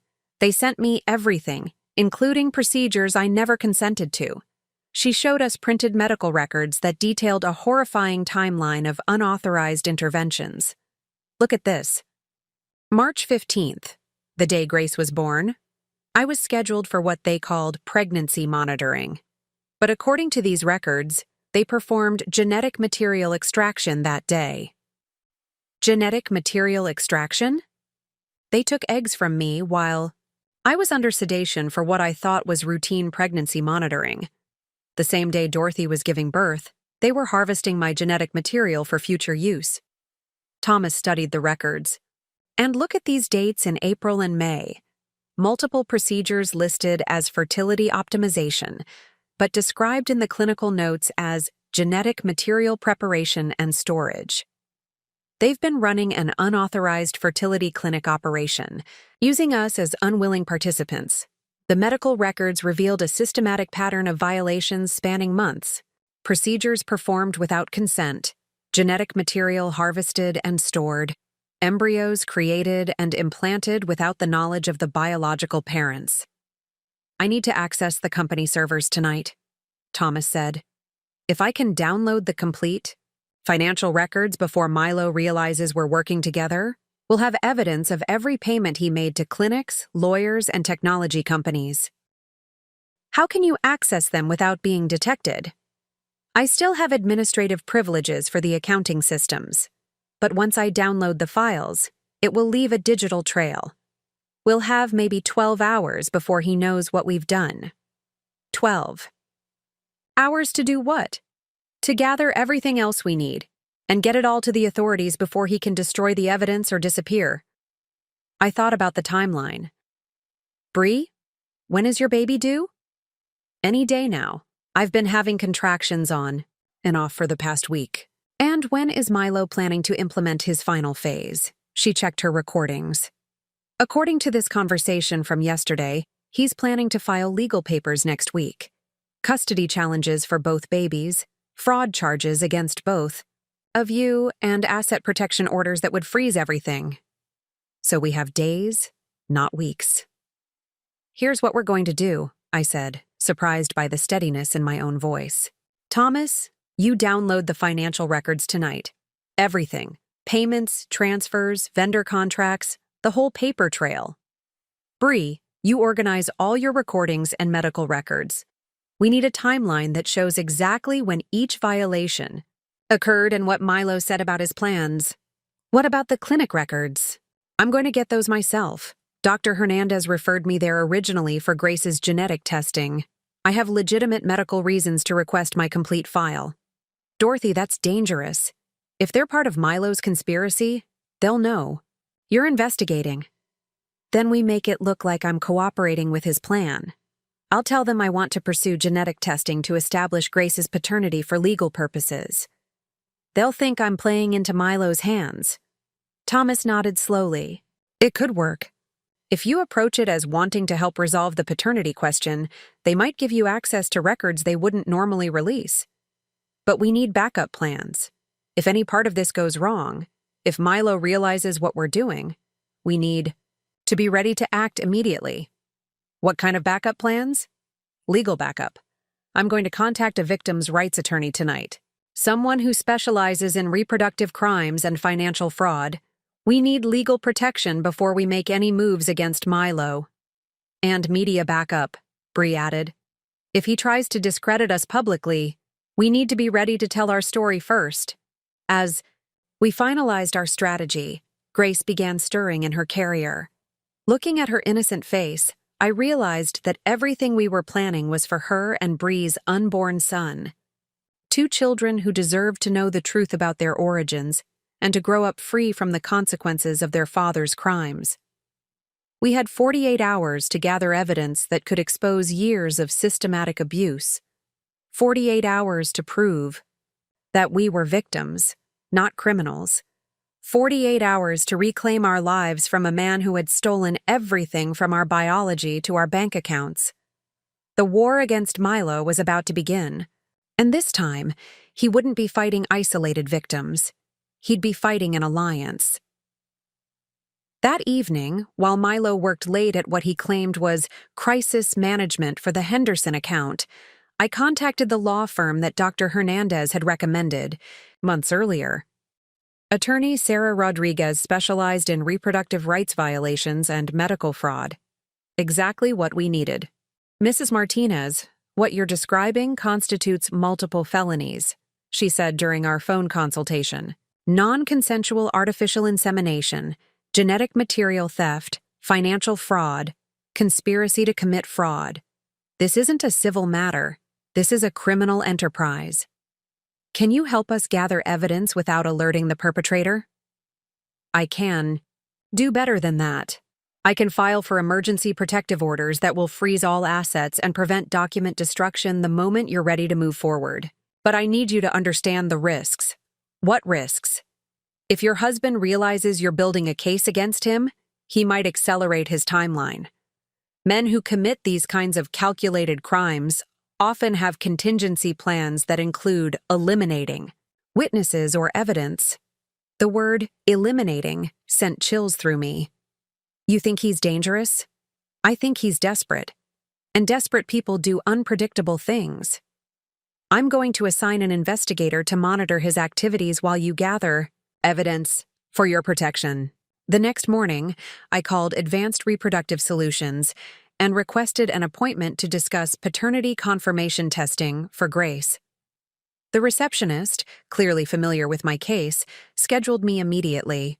Dr. Morrison has been expecting your call, she said. He mentioned that your husband had discussed the need for comprehensive genetic analysis. Dr. Morrison was a thin man in his 50s, with the kind of clinical detachment that made me instantly uncomfortable. His office was filled with fertility success stories, photos of babies born through his clinic's interventions. Mrs. Martinez, your husband explained the delicate situation regarding your daughter's paternity. We're here to help resolve any questions scientifically and discreetly. I want to understand exactly what testing was done and when. Of course. Let me pull your complete file. As he scrolled through his computer, I noticed multiple monitors, displaying patient information. From my angle, I could see names, procedure codes, and dates, information that should have been private. Here we are. You were first seen in May for fertility consultation, then again in June for genetic material collection, and multiple times through your pregnancy for monitoring. I was never here in May or June. Dr. Morrison looked at me with practiced sympathy. Mrs. Martinez, memory issues during pregnancy are common. Perhaps your husband accompanied you. Sometimes couples remember appointments differently, but as he turned his monitor toward me, I saw the evidence I needed. My supposed appointments had been scheduled and paid for by Milo, but the patient's signature on the consent forms wasn't mine. Someone had forged my signature for procedures I'd never consented to. Dr. Morrison, I'd like copies of all my medical records. Everything. I'm afraid that requires written consent from your husband as well, given the nature of the situation. The situation? The paternity questions. Your husband has legal guardianship concerns that require both parents' consent for medical record release. While I was at the clinic, Thomas was executing his part of our plan. He'd arrived at Pinnacle Marketing before dawn, using his legitimate access to download financial records that would expose Milo's conspiracy. What he found was even worse than we'd expected. The payments to Advanced Reproductive Solutions totaled over $150,000, not just for our procedures, but for a systematic operation involving at least 6 other women. Milo hadn't just targeted Bree and me. He'd been running a reproductive fraud scheme involving multiple victims. Other payments revealed the scope of his criminal enterprise: $75,000 to a company called Digital Evidence Solutions for AI-generated photos and videos, $50,000 to various private investigators for background verification and evidence collection, $25,000 to offshore financial services for asset protection and identity management. But the most damning evidence was a series of emails between Milo and Dr. Morrison, detailing their partnership in what they called reproductive asset management for high-value divorce proceedings. Thomas photographed every document, downloaded every file, and copied every email thread. By 6 a.m., he had evidence of a criminal conspiracy involving medical fraud, financial crimes, and identity theft spanning over 2 years. As Thomas was finishing his digital investigation, his phone rang. It was Dr. Morrison's receptionist calling from her personal cell phone. "Mr. Chen? This is Janet from Advanced Reproductive Solutions. I need to speak with you urgently about your girlfriend, Dorothy." "She's not my girlfriend. And what do you mean urgently?" "I know she's not your girlfriend. I know none of this is real. And I know Dr. Morrison has been doing things to patients without their consent." Janet agreed to meet Thomas at a 24-hour diner across town. She brought with her a flash drive containing patient records that revealed the full scope of the clinic's criminal operations. "I've been documenting everything for months," she explained. "Dr. Morrison has been running unauthorized fertility procedures, harvesting genetic material, and creating embryos without patient knowledge. Your case isn't unique. There are at least 12 other couples being manipulated the same way. Why are you helping us?" "Because I have a daughter. And what they're doing to these women, to their children, it's evil. I've been waiting for someone brave enough to fight back." The records Janet provided showed a systematic pattern of reproductive crimes. Women brought in for routine fertility consultations, then sedated for unauthorized procedures. Genetic material harvested and stored without consent. Embryos created using stolen genetic material and implanted during procedures the women believed were routine examinations. By afternoon, our 3-person team had assembled a comprehensive case file that documented every aspect of Milo's criminal enterprise: financial records proving systematic fraud, medical records documenting unauthorized procedures, audio recordings of Milo discussing his plans, witness testimony from a clinic insider. But as we met at Bree's apartment to review our evidence, we realized we had a new problem. "Milo came home early today," I reported. "He was agitated, making phone calls, packing a suitcase. I think he knows something's wrong." "Dr. Morrison called me this afternoon," Bree added. "He said there had been security concerns at the clinic, and that I needed to come in immediately for protective procedures. When I refused, he got angry." Thomas looked grim.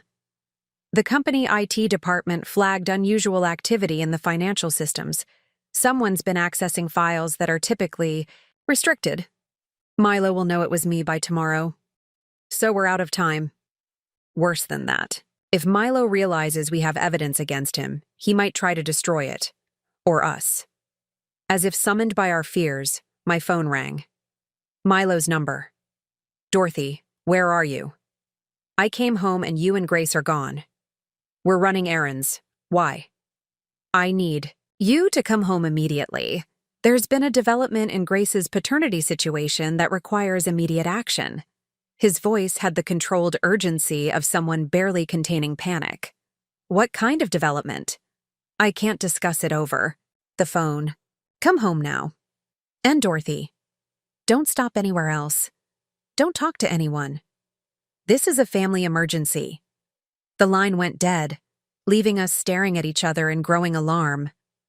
He knows, Thomas said simply. Which means we have to move tonight, I replied. Everything we've planned, all the evidence we've gathered. We have to act now or lose our only chance. The final confrontation was no longer something we were planning for the future. It was happening now. We stick to the plan, but we accelerate everything, I said, trying to keep my voice steady. Thomas, call Attorney Rodriguez and tell her we need those protective orders filed tonight. Bree, call Janet and tell her we need her to secure the clinic records immediately. What about you? Thomas asked. I'm going home.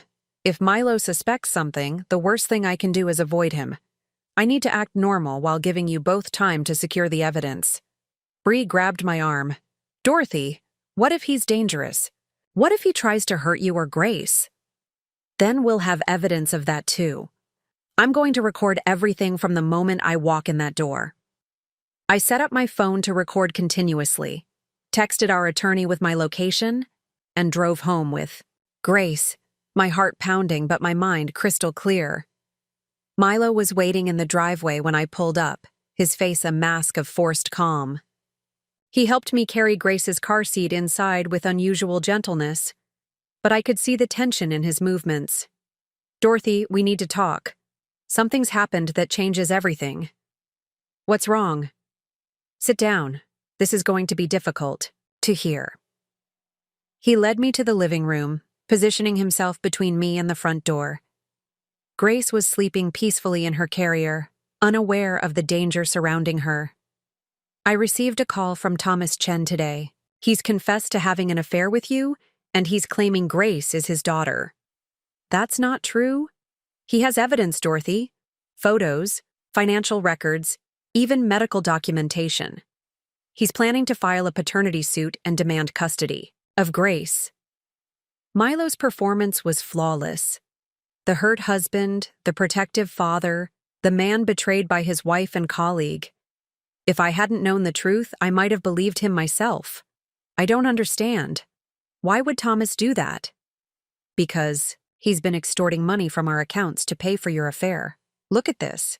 Milo showed me printed bank statements that appeared to document transfers to Thomas's personal account, photographic evidence of supposed secret meetings, even a recording of what sounded like my voice agreeing to meet Thomas at hotels. The fabricated evidence was sophisticated and damning. Anyone seeing it would believe I'd been conducting a systematic affair while stealing money to fund it. Milo, none of this is real. I've never had an affair with Thomas. Those photos are fake. Dorothy, I know this is hard to accept, but Thomas has confessed everything. He's even willing to take a paternity test to prove Grace is his daughter. Paternity test? He claims you both planned this from the beginning, that you got pregnant deliberately to extort money from me, and now that Grace is born, you're planning to disappear with him and take everything. Milo's story was brilliant in its simplicity. Every piece of evidence we'd planned to use against him had been reframed to make us look like the criminals. But here's what I don't understand, Dorothy. Thomas showed me something that doesn't make sense. Milo pulled out his phone and played an audio recording. It was Thomas's voice, clearly distressed. Milo, I need to tell you the truth about Dorothy and Grace. We've been lying to you for months. What kind of lies, Thomas? The affair, the pregnancy, everything. But it's not what you think. Dorothy doesn't know the whole truth either. I listened in horror as the recording continued, with Thomas appearing to confess to manipulating both Milo and me. But something about the audio quality seemed off. The conversations didn't flow naturally. This recording is edited, I said. Is it? Or are you just realizing that your partner in crime is trying to save himself by throwing you under the bus? Milo, I know about Bree. I know about the pregnancy, the hidden accounts, everything. For the first time, his mask slipped slightly. What are you talking about? I know you've been planning this for months. The fake evidence, the financial fraud, the medical procedures. I know about advanced reproductive solutions and what you've been doing to women there. Milo's face went completely still. Dorothy, you're clearly having some kind of breakdown. The stress of motherhood, discovering your affair partner is betraying you. It's affecting your judgment. I have recordings, Milo. I have evidence of everything you've done. No, you don't. Because nothing you're describing ever happened. What happened is that you had an affair, got pregnant with another man's child, and now you're having a psychotic break when confronted with the truth. He pulled out his phone and started dialing. I'm calling Dr. Stevens. You need immediate psychiatric evaluation. Dr. Stevens? The psychiatrist I've been consulting about your increasingly erratic behavior. The one who's been documenting your emotional instability since Grace was born. Another piece of his elaborate framework fell into place. He'd been building a case for my mental incompetence alongside everything else. But what Milo didn't know was that Thomas and Bree were already implementing our emergency protocol. While he was trying to gaslight me into submission, they were delivering evidence to authorities that would expose his entire criminal conspiracy. The trap he thought he was setting for me was about to spring shut on him instead. I just had to survive long enough for help to arrive. Dr. Stevens will be here in 20 minutes, Milo said, pocketing his phone. He's bringing medication that will help stabilize your delusions until we can get you proper treatment. You're going to have me committed. I'm going to get you help. Dorothy, you're clearly having a psychotic episode. These conspiracy theories about medical fraud and elaborate deceptions, they're symptoms of postpartum psychosis. The brilliance of his strategy became clear.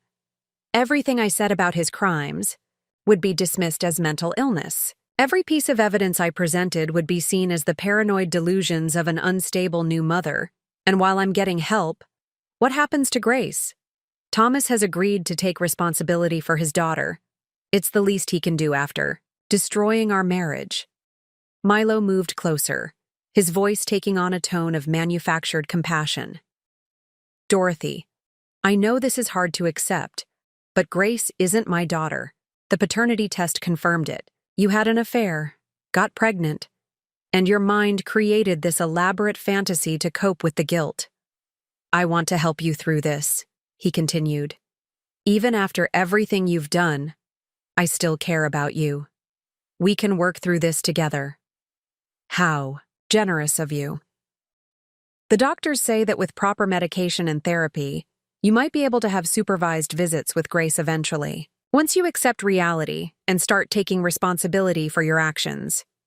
He was painting himself as the noble husband, forgiving and supportive despite being betrayed. The victim narrative was so complete that anyone watching would see him as a saint dealing with his mentally ill wife. What about Bree? Milo's expression didn't change, but I caught a flash of something in his eyes. I don't know what you mean.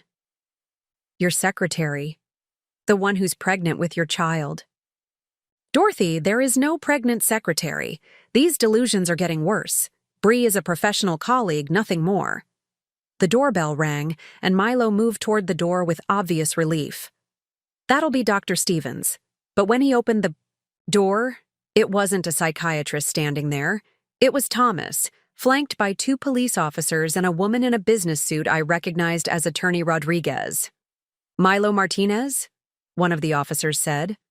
We have a warrant for your arrest on charges of medical fraud, financial crimes, and conspiracy. Milo's face went through a series of expressions: confusion, anger, then calculating calm. Officers, I think there's been a mistake. My wife is having a psychiatric emergency, and I'm afraid her delusions have led to false accusations. Sir, we need you to step outside. Of course, but you should know that Dorothy is currently experiencing postpartum psychosis.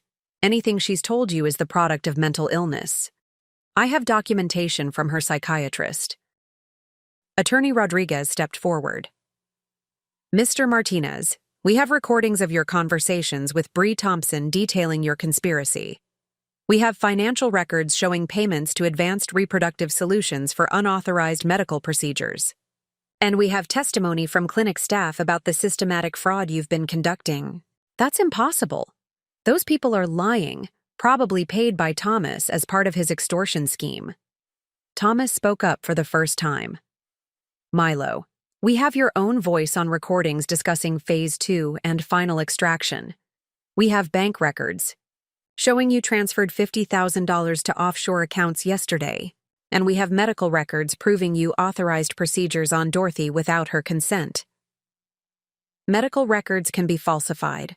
Audio can be edited. You're presenting fabricated evidence created by people who are trying to frame me for their own crimes. One of the officers consulted his radio, then looked up with grim satisfaction. Sir, I need to inform you that Advanced Reproductive Solutions was raided 2 hours ago. Dr. Morrison is in custody, and he's provided detailed testimony about your partnership in conducting unauthorized fertility procedures. Milo's composure finally cracked. Morrison is lying to save himself. Whatever he's told you is fabricated to avoid prosecution for his own medical malpractice. He provided us with video surveillance from the clinic showing you bringing unconscious women in for procedures they never consented to. We have documentation of genetic material theft, unauthorized embryo creation, and systematic reproductive fraud spanning 2 years. That's not possible. Those records don't exist. They do now. Dr. Morrison kept detailed records of every procedure, including videos, as insurance against exactly this situation.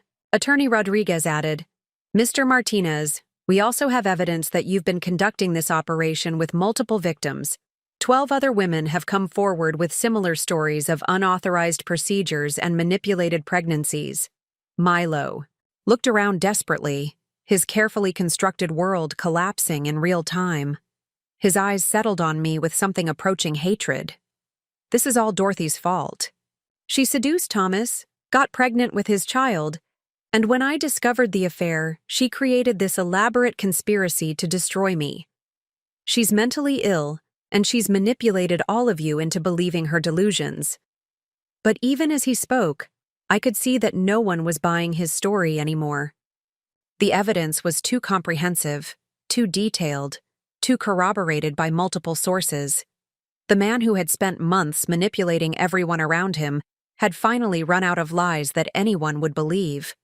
As the officers moved to arrest him, Milo made one last desperate play. Wait, you're making a terrible mistake. I have evidence that proves Dorothy and Thomas have been running an elaborate extortion scheme against me. He pulled out his phone frantically.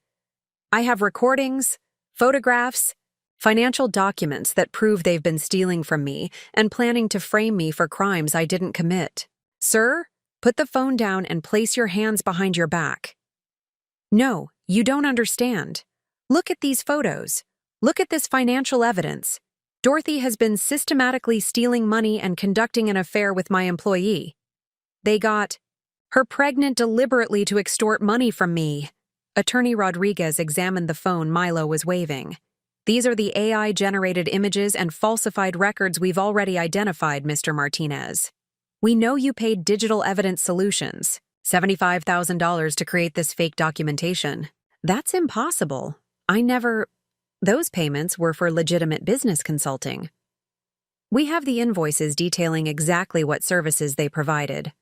Custom photo manipulation, voice synthesis, and digital document creation for what your emails called evidence management in high-conflict divorce proceedings. Thomas stepped forward. Milo, it's over. We know about the vasectomy you got in January. We know you've been sterile for months, which means neither Grace nor Bree's baby could be yours naturally. That's not relevant. Dorothy had an affair regardless of my medical situation. We also know about the genetic material you stole from the company health screening. The fertility clinic has records showing you paid them to use my sperm to artificially inseminate Dorothy without her knowledge. I watched Milo's face as the full scope of his crimes was laid out in front of witnesses. The color drained from his skin as he realized there was no lie sophisticated enough to explain away this level of evidence.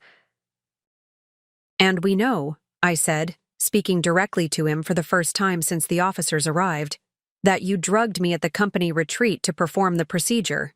Janet from the clinic provided security footage showing you and Dr. Morrison bringing an unconscious woman into the facility on May 15th. You can't prove that woman was you." "Actually, we can. The footage clearly shows you carrying me into the clinic while I was unconscious. We also have your credit card records showing you paid for emergency fertility intervention that night." Milo's carefully maintained facade finally shattered completely. "You don't understand the pressure I was under. Bree was pregnant, Dorothy was getting suspicious, and I needed a way to protect myself legally. I couldn't let either of you destroy my career over personal relationships. So you decided to destroy us instead. I was trying to find a solution that would work for everyone. If Grace was Thomas's daughter, Dorothy could be with him, I could be with Bree, and everyone would be happy with their biological families. Except you stole my genetic material without consent," Thomas said. "And you violated Dorothy's body without her knowledge. And you stole our money to pay for it," I added. "Money that was supposed to be for Grace's future." Milo's voice became increasingly frantic. "I was going to pay it back. Once the divorce was settled and I married Bree, I would have made sure everyone was compensated fairly. With what money? You were planning to disappear with everything." "Sir, you need to come with us now," the officer said, producing handcuffs. "You're under arrest for medical fraud, financial crimes, conspiracy, and sexual assault." Sexual assault? I never touched Dorothy inappropriately. Performing medical procedures on an unconscious woman without consent constitutes sexual assault under state law. As they cuffed him, Milo made one final attempt at manipulation. "Dorothy, you know I love you. Everything I did was to try to save our marriage. These people are lying to you, turning you against me. Don't let them destroy our family." "Our family?" I stood up, holding Grace protectively. "You mean the family? You built on stolen genetic material and forged documents? The family where you planned to have me committed to steal my daughter? Grace isn't even your biological daughter. She's Thomas's child, created from stolen genetic material. You have no legal right to her." "Actually," Attorney Rodriguez interjected, "under reproductive crime statutes, Dorothy is Grace's legal mother regardless of the circumstances of conception. The biological father's rights are void when the genetic material was obtained through criminal activity." "And," Thomas added, "I'm relinquishing any parental claims to Grace. She was created without my knowledge or consent, and Dorothy is the only parent she's ever known." Milo stared at us in disbelief. "You're all insane. You're destroying an innocent child's future because of your vendetta against me." "No," I said quietly.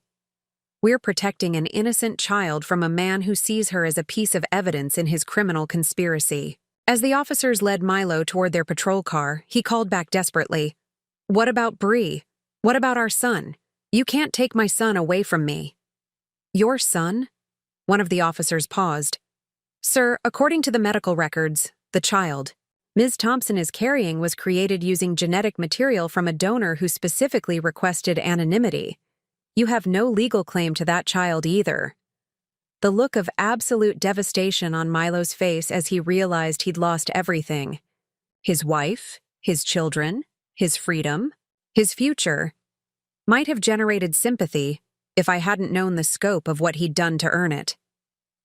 As the patrol car pulled away, I found myself standing in my driveway, holding Grace, surrounded by the people who'd helped me reclaim my life from a man who'd tried to steal everything that mattered. The nightmare was finally over. But the healing was just beginning. As the police cars disappeared down our street, I found myself sitting on my front steps, Grace sleeping peacefully in my arms, trying to process what had just happened. Thomas sat beside me while Attorney Rodriguez made calls to coordinate the next steps of the legal process. "Is it really over?" I asked, my voice barely above a whisper. The criminal part is just beginning, Rodriguez said, ending her call. But Dorothy, you're safe now. The emergency protective orders have frozen all of Milo's assets, including the offshore accounts. Every penny he stole will be recovered. What? About the other women? The 12 victims you mentioned? They're all coming forward now. Once word spread about Milo's arrest, women who'd been suffering in silence realized they weren't alone. Some have children who were conceived the same way Grace was. Others were still undergoing the fertility treatments when we shut down the clinic. Thomas looked shell-shocked. How many lives did he destroy? We're still uncovering the full scope, but between the reproductive crimes, financial fraud, and identity theft, Milo could be facing 40 years in federal prison. Rodriguez's phone rang again. After a brief conversation, she turned to us with grim satisfaction. Advanced Reproductive Solutions has been permanently shut down. Dr. Morrison is cooperating fully in exchange for a reduced sentence. He's providing evidence about similar operations in 3 other states. There are more clinics? Milo wasn't the only person running this kind of scheme. It appears there's been a network of men using corrupt fertility clinics to manipulate women's pregnancies for legal and financial advantage. The FBI is opening a multi-state investigation. The scope of the criminal enterprise was staggering. What I'd thought was a personal betrayal had actually been part of a systematic exploitation of women's reproductive rights. What happens to the children? All these babies who were conceived through criminal activity? They remain with their mothers. The law is clear that children born through reproductive crimes belong to the women who carried and birthed them, regardless of how conception occurred. Over the next hour, Rodriguez walked us through the financial implications of Milo's arrest. The hidden accounts, the stolen money, the elaborate asset protection schemes, all of it would be unwound and returned to the victims. Dorothy, you'll recover not only what Milo stole from your joint accounts, but you'll also receive compensation from the Criminal Victims Fund. Additionally, you have grounds for a substantial civil lawsuit against both Milo and the clinic. I don't want his money. I just want him to never be able to hurt anyone else.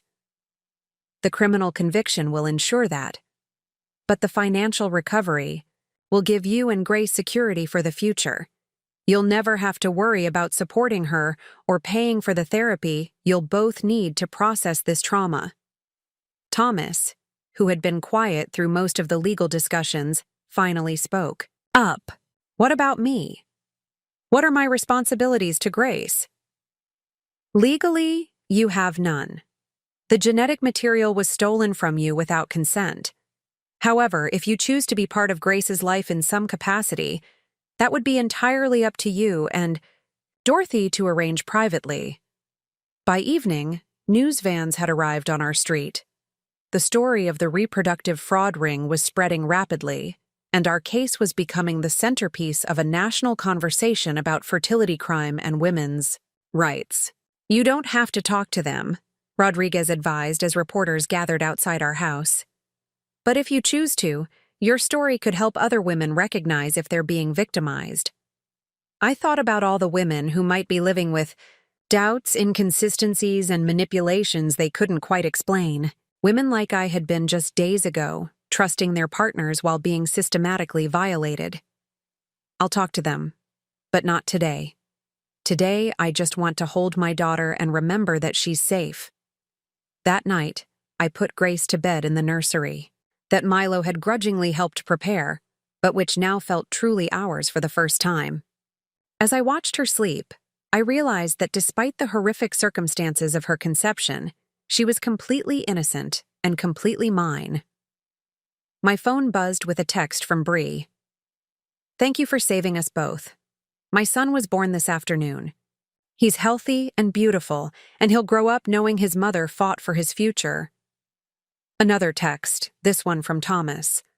I'll always be grateful that something beautiful came from something so terrible. Grace is lucky to have you as her mother. And, finally, one from attorney Rodriguez. Milo's bail was denied.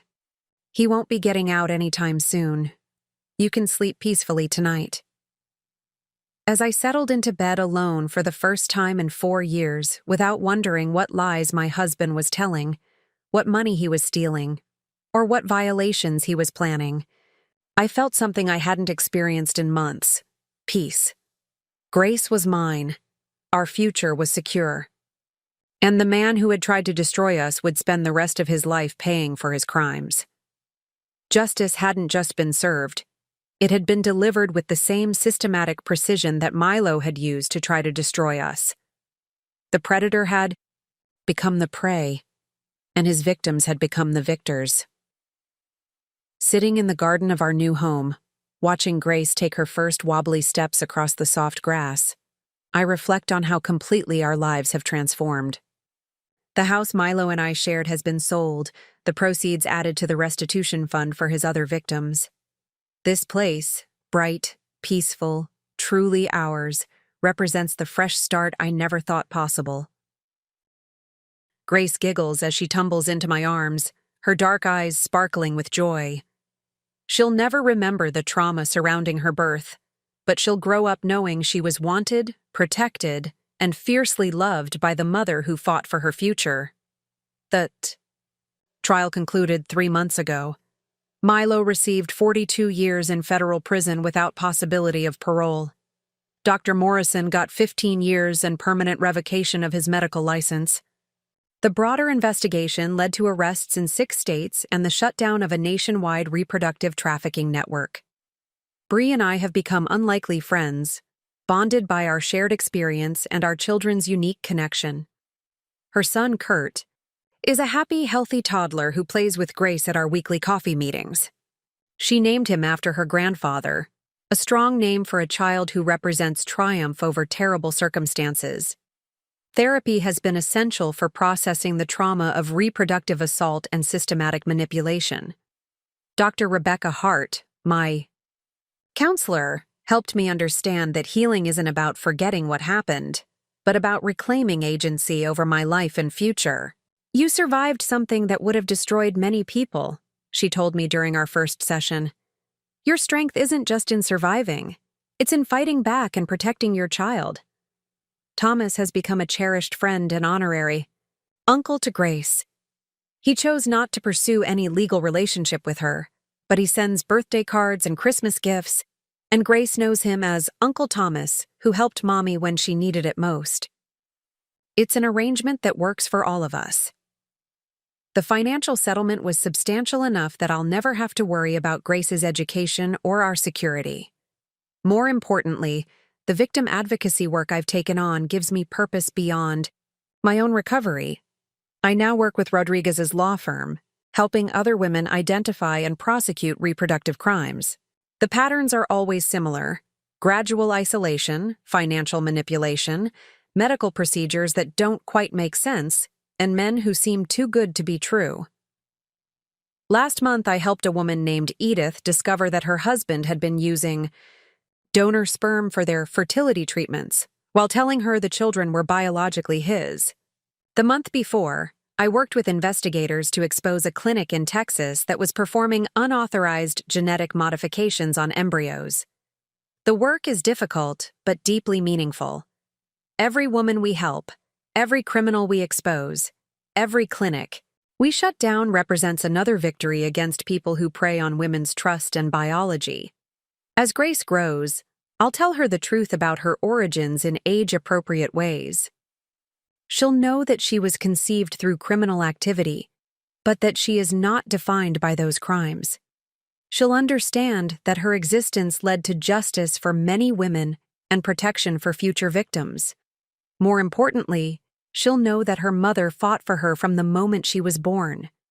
That when powerful people tried to use her as a weapon against her mother turned her into a shield to protect others.